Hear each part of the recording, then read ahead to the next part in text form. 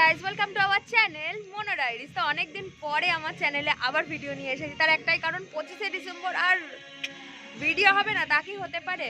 তো সারাদিন বাড়িতে ছিলাম বলতে মানে ক্রিসমাস ট্রি যেটা ছিল, আমি জানি না আমার ভয়েস কতটা কি আসছে, কারণ এখানে পিকনিক চলছে, তার প্রচণ্ড জোরে ওই যে লাইট জ্বলছে, যে সেখানে প্রচণ্ড জোরে বক্স বাজছে তাই। আর সারাদিন ঘরের ক্রিসমাস ট্রি সাজিয়েছি, তার মধ্যে কালকে আমি থাকবো না, বেরিয়ে যাব পুরো এক সপ্তাহের জন্য। তো সেই জন্য তার কিছু গোছানোর ছিল, প্লাস আমার যে গোপুসোনা রয়েছে গোপুসোনাকে সাজিয়েছি, তোমরা যেটা দেখতে পারবে। তো গোপুসোনাকে সাজিয়ে এইসব করতে করতে সারাটা দিন কেটে গেছে। হ্যাঁ, তার মধ্যে আমি আজকে একটু অন্যরকম করার চেষ্টা করেছি, তার কারণ অনেক সময় তো আমরা বাড়িতে অলরেডি তোমরা প্রচুর ভিডিওতে দেখে নিয়েছো যে আমি চিকেন তান্দুরি, হ্যানা তেনা, চিকেন টিক্কা কাবাব, হ্যানা তেনা অনেক কিছু বানিয়ে ফেলেছি, কিন্তু মাছের আইটেম দিয়ে আমি কখনো ট্রাই করিনি। অনেকদিন ধরে ইচ্ছা ছিল মাছ দিয়ে এরকম তান্দুরি আইটেমের কিছু মানে ট্রাই করার, যেটা আমি কখনো সাহস করে করিনি। তো আজকে আমি সত্যি কথা বলতে নিজের বাড়িতে রয়েছি, তাই আমি মানে সাহস করে করবো যে আদৌ জিনিসটা ঠিক হয় কি না। তাই জন্য মা আজকে সকালবেলা বাজার থেকে দেখছিলাম পমফ্রেট মাছ এনেছে, আর আনতেই মাকে বলেছি, মা আমি এই পমফ্রেট মাছটা দিয়ে আজকে আমি একটা এক্সপেরিমেন্ট করবো। তাই এক্সপেরিমেন্টটা কেমন করছি না করছি, আদৌ সাকসেস হয় কিনা তোমরা সাথে থাকো, চলো। তো মাছটাকে ভালো করে ধুয়ে বেছে নিয়ে, তো তার মধ্যে যা যা মশলা দেওয়ার সমস্ত মশলা দিয়ে ভালো করে ম্যারিনেট করে নিয়েছিলাম। আর এটা প্রায় আমি 4 ঘন্টা মতন রেখে দিয়েছিলাম। এটা অনেক আগে, 4 ঘন্টা নয়, আমরা করেছি অনেক পরে, কিন্তু মানে মাছটা এতক্ষণ রাখা হয়েছিল, খুব সুন্দর ম্যারিনেটটা হয়েছিল। আর এদিকে আমি এই যে তন্দুরির চাটনিটা বাড়িতে বানিয়ে নিয়েছিলাম টক দই ধনেপাতা দিয়ে। ছাদে এসে গেছি। ছাদে এখন এই যে কাঠগুলো রয়েছে এইগুলো দিয়ে জ্বালানো হবে, আর এই যে রয়েছে উনুন, এই উনুনের মধ্যে করা হবে এখন মাছের আইটেম। তো এখানে আমি মাছ অলরেডি তোমাদের দেখেছি ম্যারিনেট করে আমি রেখে দিয়েছিলাম। এখানে আমি এই যে চাটনি বানিয়ে নিয়েছি, অল্প একটুখানি পেঁয়াজ এনেছি, এদিকে জল আমার বাকি যা যা সরঞ্জাম সেগুলো সব নিয়ে চলে এসেছি।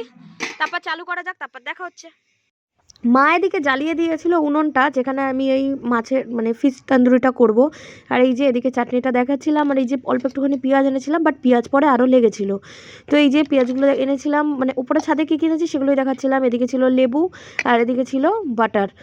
তো আর যাই হোক, এই যা যা সরঞ্জাম আনার এনে নিয়েছিলাম, আর সাথে কি এনেছিলাম যেন কলা পাতা, কারণ তন্দুরি খাবো একটু কলা পাতায় খাবো, তার একটা ফিলিংসটা আলাদা, এই ভাবনা চিন্তা করেই এনেছিলাম কলা পাতাটা। তো যাই হোক, চলো। তো এরপরে যে নেটটার মধ্যে করব, ওই নেটটার মধ্যে না হালকা করে বাটার আমি একটু মানে বাটারিং করে দিয়ে দিচ্ছিলাম, যেরকম করে মানুষদের এখন করে লোকেরা। যাই হোক, করার পরে তার উপরেতে মাছগুলো একে একে করে দিয়ে দেবো, কারণ মাছটা ভেঙে যাওয়ার চান্সটা অনেক বেশি থাকে। তার মধ্যে আবার পমফ্রেট মাছ, এমনিই নরম মাছ, খুব ভয় ছিলাম, বিশ্বাস করো, সিরিয়াসলি।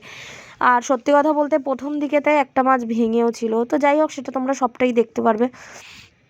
তো এই যে ভালো করে মশলাগুলো দিয়ে ম্যারিনেট করে এই যে একটা একটা করে আমি নেটের মধ্যে দিয়ে দিচ্ছিলাম মাছগুলো। আর হচ্ছে জালটা প্রচণ্ড সিমে দিতে হবে, মানে যাকে বলে মানে চিকেন তন্দুরির ক্ষেত্রে এতটাও সিমে না দিলেও চলে, বাট মাছের ক্ষেত্রে দেখলাম যা প্রচণ্ড সিমে দিতে হবে, একটুও জোরে জাল চলবে না, মানে চলবে না কোনোভাবেই।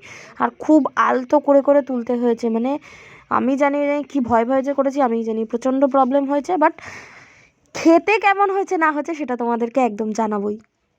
তো এই যে একে একে আমি ফিশ তান্দুরিগুলো করছিলাম, এই যে আলতো আলতো করে দেখো ওল্টাতে হয়েছে, তাই এরকম ওল্টাচ্ছিলাম, আর মা এদিকে আমার একটু ভিডিও করে দিচ্ছিল। তো জানো, মাছগুলো ওল্টাতে গিয়ে মানে আমার দমটা যাকে বলে বার করে দিয়েছে, কারণ ওই দিকের কোনার দিকে যে মাছটা ওটা হালকা হালকা লেগে গেছিলো, তাই আমি বললাম ব্যাস হয়ে গেল আজকে। তো আলটিমেটলি এই দেখো কি দারুণটাই না দেখতে লাগছে। আর ওফ, আর এদিকে মা করছিল কলাপাতা রেডি, আর দিদা এদিকে ঠান্ডার মধ্যে বসেছিল।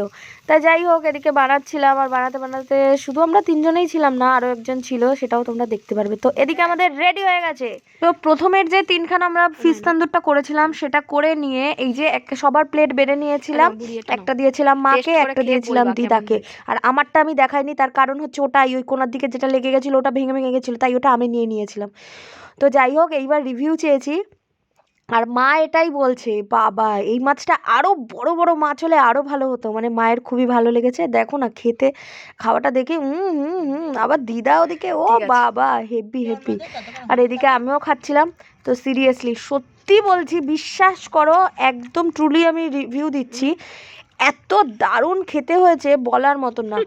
আমার তো খুবই ভালো লেগেছে। মাছ আমি যদিও পছন্দ করি না, তো এরপরে যাই হোক বসিয়ে দিয়েছিলাম আরো বাকিগুলো। আর ওই যে বলছিলাম না আরেকজন আসবে, ওই দেখো পেছনে চলে এসেছে আমাদের। তো এই যে গুড্ডু ভাই এসে গেছিল, আমি ওকে ফোন করেছিলাম, ও দেখি এসছে। ওকে আমি সত্যি কথা বলতে আগে ডাকিনি, তার একটাই কারণ ভাবতে পারছিলাম না যে ঠিক হবে কিনা, তাই। তারপরে এই যে নিচে চলে এসেছিলাম, নিচে চলে এসে আমাদের বাবা 25 ডিসেম্বরে ক্রিসমাসের কেক আমরা কেটে নিয়েছি। আর এদিকে মা ফোন ঘাঁটতে ব্যস্ত, আর ওদিকে দিদাও কেক খাচ্ছিল। মায়ের অলরেডি কেক খাওয়া হয়ে গেছে। তারপর আমি এই যে ঘরে যে ক্রিসমাস ট্রিটা সাজিয়েছিলাম সেটা তোমাদের সাথে একটুখানি শেয়ার করে দিচ্ছিলাম। ওই যে আমাদের সান্টা দাদু দাঁড়িয়ে রয়েছে কেকের ওপরে। তো যাই হোক এইভাবেই 25শে ডিসেম্বরটা কেটেছে বাড়ির লোকের সাথেই।